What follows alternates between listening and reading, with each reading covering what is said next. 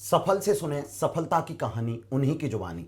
नमस्कार दोस्तों, मैं उमेश शर्मा आप सबका वेलकम करता हूं एक शिक्षा के क्षेत्र में उभरते हुए लर्निंग प्लेटफॉर्म कोचिंग वाले पर। जैसा कि फ्रेंड्स, मैं हमेशा आपको बताता हूं कि बच्चों के कॉल मैसेज आते हैं कि सर हम किस तरीके की तैयारी करें, किस तरीके की हमारी रणनीति होनी चाहिए। इन तमाम प्रश्नों का जवाब देने के लिए मेरे साथ हैं श्रीराम चौधरी, जो आपको तमाम ऐसे प्रश्नों के जवाब देंगे। तो बिल्कुल श्रीराम चौधरी। नमस्ते सर। दोस्तों, बच्चों के बहुत सारे सवाल होते हैं, बहुत सारे इस तरीके के प्रश्न होते हैं कि हमें किस तरीके की तैयारी करनी चाहिए। उन सभी सवालों के लिए श्रीराम चौधरी आपको बहुत सारे जवाब देंगे। मैं इनसे पूछना चाहूँगा, ये रीट 2021 में हाल ही में टीचर बने हैं, अध्यापक बने हैं। इनसे बहुत सारे हम बातें करेंगे, प्रश्न करेंगे और बहुत अच्छी अच्छी बातें इनसे पूछेंगे, ठीक है। तो मेरा सबसे पहले श्रीराम चौधरी आपसे एक सवाल है कि आपका यहाँ तक पहुँचे, आपने टीचर बने, सिलेक्शन आपने लिया, तो यहाँ तक का आपका सफ़र किस तरीके का रहा? मतलब आपकी प्राथमिक शिक्षा कहाँ हुई, आपने बीएड किया, एसटीसी किया, एक बार बच्चों को आप जरूर बताएं। जी सर, जैसा कि सर सभी को पता है, सभी का स्ट्रगल मतलब यहाँ पर पहुँचने में काफ़ी टाइम लगता है। बिल्कुल। काफ़ी टाइम लगता है, तो मतलब जो संघर्ष करना पड़ता है, काफ़ी टाइम लग जाता है। उसके बीच में कई समस्याएं आती है। बिल्कुल आती हैं। जैसे मैं खुद की बताऊँ, एक नॉर्मल परिवार से था मैं। बिल्कुल बिल्कुल। स्टार्टिंग की पढ़ाई गांव में हुई। गांव से 10th क्लास पास की। उसके बाद में जयपुर आया मैं। जयपुर में 11th क्लास में मैंने ली agriculture. Okay okay. 11th 12th में एग्रीकल्चर थी। ठीक है। तो सर उसमें मुझे कभी इंटरेस्ट आया नहीं वैसे। अच्छा अच्छा। तो मैंने 12th के बाद में डिसीजन लिया कि इसको छोड़ना है, टीचिंग फील्ड में जाना है। ठीक है। तो उसके बाद में गोपालपुरा जो मेरी कॉलेज है, स्पेशल में डिप्लोमा किया 2 साल। 2 ईयर का डिप्लोमा होता है। ओके। उसके बाद में सर वैकेंसी आई थी 2018 में। उस टाइम पे था मैं अपेयरिंग में। बिल्कुल बिल्कुल। अपेयरिंग में था उस टाइम पे। तो वैसे तैयारी हो नहीं पाई मेरी। तो मैंने तैयारी फोकस मैंने यही किया कि जितना हो सकेगा। 1 साल तो हो गई थी, 1 साल बाकी थी मेरी। चलो ठीक है, इस बार नहीं होगा, फिर भी तैयारी करेंगे।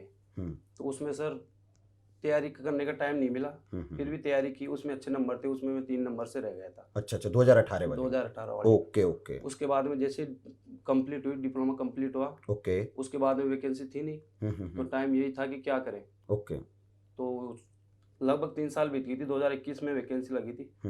तो ये जो बीच का टाइम था सर, ये सबसे संघर्ष का टाइम था। बहुत लंबा टाइम हो गया। काफी लंबा टाइम हो 2018 गया की वैकेंसी, 2021 में पेपर होना। हाँ। फिर इस तरीके का 22 में रिजल्ट आना, 22 में फिर इस रिजल्ट तरीके आना। की बहुत सारी इसके बीच चीजें में थी। सर एक बार केवल एक वैकेंसी आई थी। वैकेंसी क्या, वो जो स्टेट लगता है उसमें फर्स्ट अटेम्प्ट मैंने क्लियर कर लिया था। उसके बाद में वापस जैसे सुने कि आ गई वैकेंसी, तो फिर वापस इसमें जुट गए।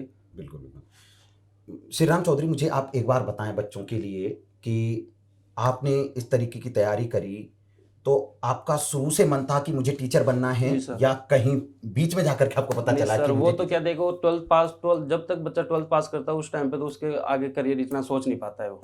12th तक तो उसको यही रहता है कि अच्छी परसेंटेज से पास करना है, बस यही रहता है। तो उसके बाद में 12th में आते आते थोड़ा लग जाता है कि क्या करना है। बिल्कुल। तो उसमें समझ में आया कि एग्रीकल्चर के क्षेत्र में मतलब करना नहीं है, इंटरेस्ट नहीं था, तो टीचिंग लाइन में जाना है। उसके बाद में डिप्लोमा किया। डिप्लोमा करते इंटरेस्ट समझदार हो जाते, वहाँ तक आते सब समझदार हो जाते हैं।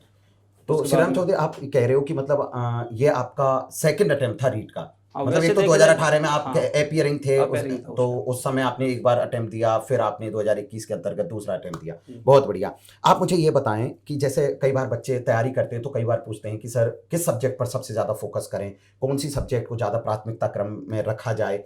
इस तरीके के बच्चे के कई सवाल होते हैं। तो आप चूंकि एक सेलेक्ट हैं, आपने इस जिंदगी को जिया है, बहुत अच्छे से आपने प्रिपरेशन करी है, तो बच्चों को एक बार बताएं कि उन्हें मतलब किस सब्जेक्ट पर सबसे ज्यादा फोकस करना चाहिए। देखिए सर, मेरा मानना ये है, सब्जेक्ट पूरी इंपॉर्टेंट होती है, 5 सब्जेक्ट, क्योंकि 30-30 नंबर के 5 सब्जेक्ट है। बिल्कुल। अगर आप किसी सब्जेक्ट को छोड़ते हो तो आपका हो नहीं पाएगा। बिल्कुल नहीं, चाहे आप 4 सब्जेक्ट को कैसे भी पढ़ लो। बिल्कुल। तो मेरा मानना यही है, जो आपकी सब्जेक्ट स्ट्रॉन्ग है उसको तो आप रखिए क्लियर, कि उसमें से कोई नंबर नहीं कटने वाला मेरा। जैसे साइकोलॉजी है, तो मेरी साइकोलॉजी स्ट्रॉन्ग थी, तो मेरा यही था कि इसमें से अपना एक नंबर नहीं कटने वाला, चाहे कैसे भी आ जाओ, कितने भी मतलब कठिन पेपर बने।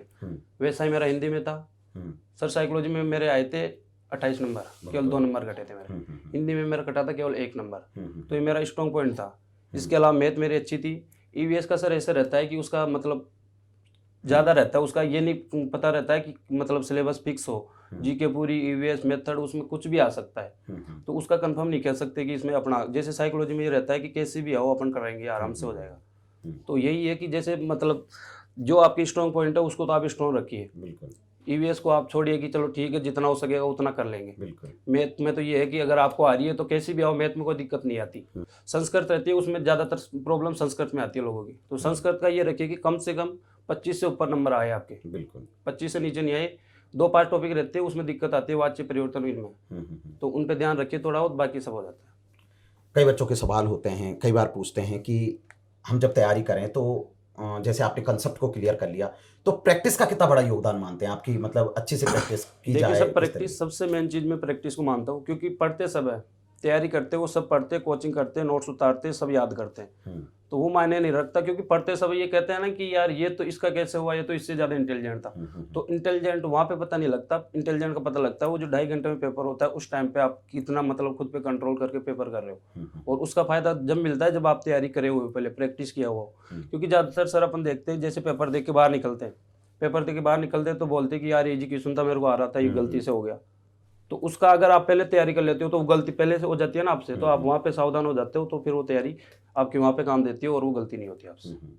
आप बहुत बेबाकी से बहुत सारे जवाब दे रहे हैं, बहुत अच्छे से आपने इन प्रश्नों के जवाब दिया। मैं आपसे ये पूछना चाहूँगा कि जैसे एग्ज़ाम का टाइम आ गया और 10 से 15-20 दिन का जो टाइम होता है, बच्चों के कॉल मैसेज आते हैं कि सर एग्ज़ाम से बहुत डर लग रहा है कि कैसा होगा, कैसा नहीं होगा। तो आपने उस समय को कैसे जिया 10-15 दिन पहले का समय जी किस सर, तरीके का वो था? सबसे ज़्यादा समस्या उसी टाइम आती है कि उस टाइम किसी से राय नहीं लेनी चाहिए, एक तो फ़ोन बंद कर देनी चाहिए। जिनसे बात करनी हो, जैसे मम्मी पापा से बात करनी हो, फ़ोन खोलो, बात करो, फ़ोन बंद कर दो। बाकी जो आपका स्ट्रॉन्ग पॉइंट है उसको पढ़ते जाओ। ध्यान सबको सर, खुद की कमजोरी सबको पता रहती है, लोगों से डिस्कशन करोगे उससे कोई सॉल्यूशन मिलता नहीं है। तो लास्ट टाइम पे ये जो आपको याद है उन पे फोकस करिए, जो नहीं है उन पे थोड़ा वो ध्यान दीजिए कि कैसे भी अपना सही हो जाए। बाकी सर सब हो जाए, उससे हो जाता है। एग्ज़ाम में आपको 2.5 घंटे मिलते हैं, तो 2.5 घंटे का एक एग्ज़ाम के लिए बड़ा रोल होता है कि आप क्वेश्चंस को अच्छे से अटेम्प्ट करें, सारे प्रश्न को इस तरीके से अटेम्प्ट किया जाए कि आप अच्छा स्कोर कर पाएँ। आपने उस 2.5 घंटे के बीच में आपने जिस तरीके से क्वेश्चंस को अटेम्प्ट किया, आपके बहुत अच्छे मार्क्स आए, तो इस तरीके के 134 मार्क्स आए आपके। तो इसके लिए आपने क्या रणनीति बना रखी थी कि 2.5 घंटे में मुझे इस तरीके का पेपर को सॉल्व करना है? एक बार बच्चों को बताएँ। जी सर, सबसे ज़्यादा इम्पोर्टेंट वही रहता है, क्योंकि पढ़ाई सब करते हैं। मेरा मानना ये सब जितना हो सकता है लापरवाही कोई नहीं करता, सब करते हैं।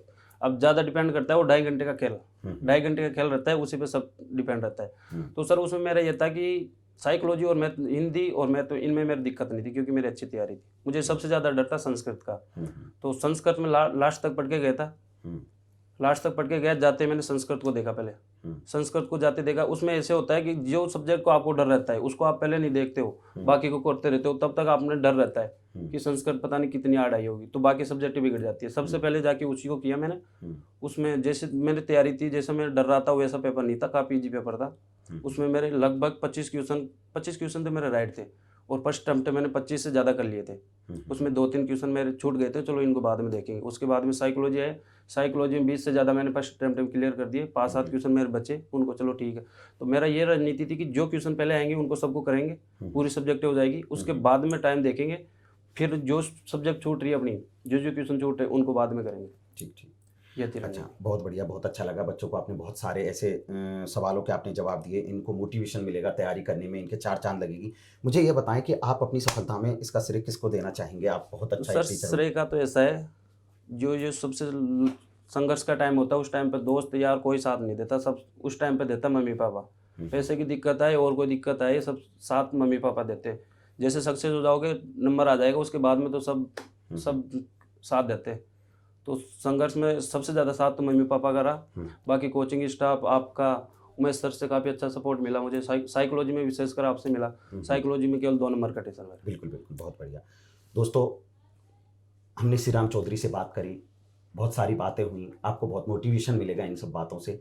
ऐसी बहुत सारी बातें हम आपसे लगातार करते रहेंगे, और जो प्रतिभाशाली जो टीचर हैं, जो अब ये ऐसे बच्चों को पढ़ाएंगे जो देश का नाम रोशन करेंगे, एक अच्छे नागरिक बनेंगे, तो बहुत सारी ऐसी मोटिवेशनल बातें हम आपको समय समय पर करते रहेंगे। अब दीजिए दोस्तों मुझे इजाज़त। धन्यवाद।